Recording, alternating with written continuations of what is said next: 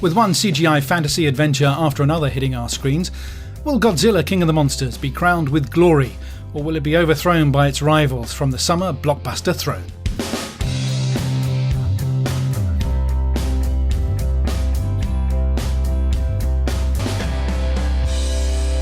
Godzilla King of the Monsters is another in the Godzilla franchise, this time directed by Michael Dougherty.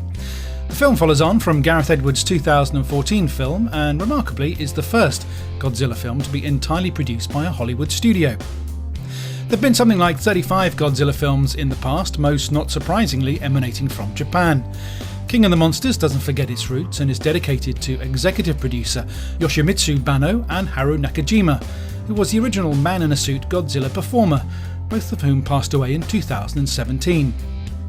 In Godzilla King of the Monsters, Godzilla is roused to help the humans battle the evil King Ghidorah and other titans who are attempting to destroy the world. The film stars Kyle Chandler as Dr. Mark Russell, an animal behaviour specialist and Monarch employee, who joins a desperate mission to defeat the titans and save Emma and Madison. Vera Farmiga plays Dr. Emma Russell, Madison's mother, who believes humans and titans can coexist peacefully.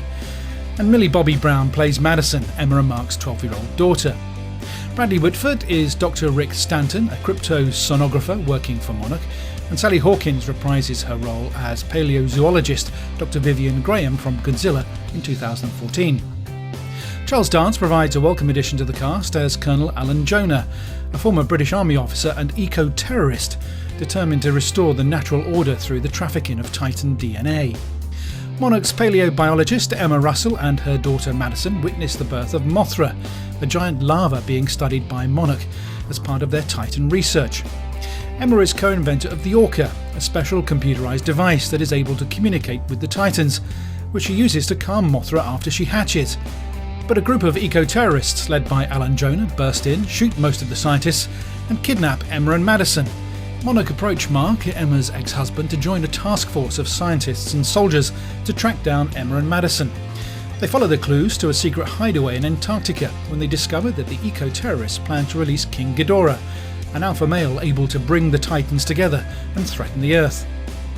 All in all, I found the story to be very weak, played out with completely unsympathetic characters, but thankfully the film and its whopping $200 million budget are saved by the astonishing special effects, the intense battle sequences, impressive sound design, and outstanding musical score. The story was very confused, bouncing from one improbable character to another, and from one equally improbable situation to another as well, all in an attempt to set up another special effects sequence. Whether it's the hatching of the Mothra, the rearing of the three-headed King Ghidorah, or the waking up of Godzilla, the effects are to say the very least impressive. Credit should also be given to the sound design team. When Titan monsters roll off the computers, they have no sound, no voice. All of this has to be created from scratch. Each Titan had its own unique voice, growling, screaming and screeching through the action. Combine these with an impressive musical score from Bear McCreary, and you have all the ingredients for a stunning and totally immersive cinema experience. And in these areas the producers absolutely throw everything at it, and so in some ways it certainly doesn't disappoint. Okay, so the story wasn't up to much and no one really cares about the characters. I'm sad to say that even Charles Dance seemed to be going through the motions, standing around mechanically delivering his lines. But I'm convinced these elements were only really intended as the filler necessary to usher the audience between all the brilliant action, which rest assured will blow your socks off. Having said all that, there's little point carping on about the impossibility of the plot and characters when it's a Godzilla movie. Of course it's going to be improbable. The young audience leaving with their mums loved it, the chatter was unanimous, it hit the spot and enthralled them all. Which after all is what it's meant to do. It ain't no Shakespeare. The Godzilla franchise shows no signs of having its own endgame anytime soon. Once you sat through the incredibly long end credits, long because of the enormous list of stunt performers and CGI creators engaged on the film, you get to the short but telling end of credits sequence. There was only me and two others left in the auditorium at that point, and so only we three know the secret. But safe to say, we can expect plenty more from the Godzilla franchise. In fact, plans have already been announced for another sequel, Godzilla vs. Kong, to be released sometime in spring 2020. As for a rating, I'd give it 3 stars. 1 for the effects, 1 for the sound design, and 1 for the music. It's a visually stunning film for sure, but just don't expect too much else besides.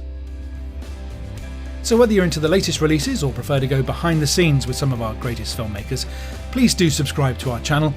We post new videos every week, so there's always plenty to see. Here's a couple more from Rabbit and Snail that you might want to check out.